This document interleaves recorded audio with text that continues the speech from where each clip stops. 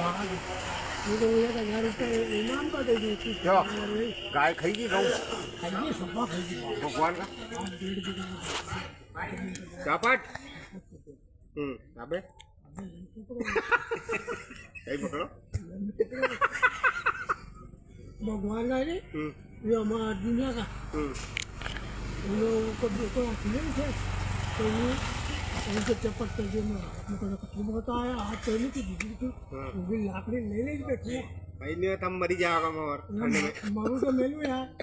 जीव तो खाओगे चाहे यार तो होता नहीं हमारे गाँव में सबको मालूम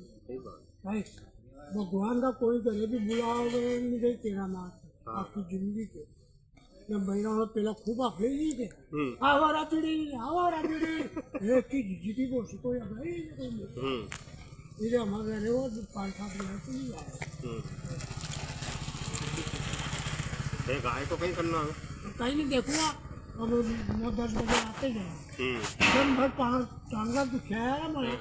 जीते चलने के भाई अबे अंदर ये बांध रहे हैं कि आलू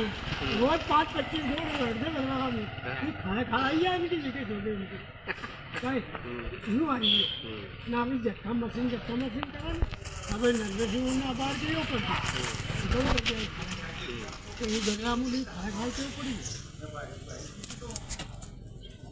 बस अब